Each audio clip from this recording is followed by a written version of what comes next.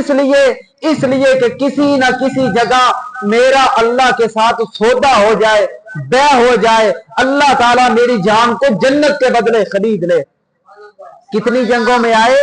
125 جنگوں کے اندر، بہت زیادہ میدان ہے، ہر میدان میں گئے اور ہر میدان کے اندر کافروں کو شکست دی۔ یہ کون ہے؟ حضرت خالد بن ولید۔ کتنا عظیم الشان صحابی ہے، اتنا عظیم الشان صحابی ہے کہ ایک مرتبہ اللہ کے محبوب پیغمبر صلی اللہ تعالی علیہ وسلم نے انہیں میدان کے اندر بھیجا جہاد کے لیے کہ جاؤ جہاد کرو۔ یہ صحابی رسول جہاد پر گئے، میدان جہاد کے اندر جب اترے تو انہوں نے 10 تلواریں جو ہیں یہ توڑ دی میدان کے اندر۔ کس نے؟ حضرت خالد بن ولید رضی اللہ تعالیٰ عنہ نے۔ اتنے عظیم الشان صحابی رسول تھے۔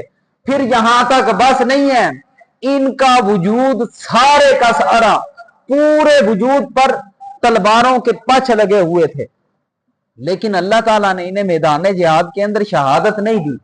اللہ تعالیٰ نے انہیں موت کہاں دی؟ بستر پر۔ آخری وقت آیا، بڑے تحفظ کے ساتھ بیٹھے ہوئے ہیں، افسوس کرتے ہوئے کہا میں نے تو اپنی ساری زندگی میدان جہاد کے اندر گزار دی کہ کہیں اللہ میری جان کو قبول کر لے۔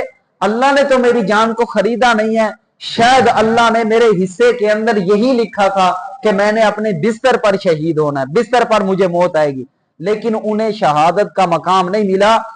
125 میدانوں کے اندر اترے۔ آج میں اور آپ موت سے ڈرتے ہیں، جہاد میں گئے تو ہماری گردنیں اڑ جائیں گی، جہاد میں گئے تو شہید ہو جائیں گے۔ پیارے بھائیو، یہ ہمارے ایمان کا حصہ ہے، ایمان کا جز ہے، اس کے بغیر ایمان کامل نہیں ہو سکتا۔ کیوں کامل نہیں ہو سکتا؟ سنیے گا، اللہ کے محبوب پیغمبر صلی اللہ تعالی علیہ وسلم نے کیا فرمایا، صحابہ کرام نے اس حوالے سے کیا محنت کی۔ حضرت ایک صحابی رسول ہے، حضرت عمر بن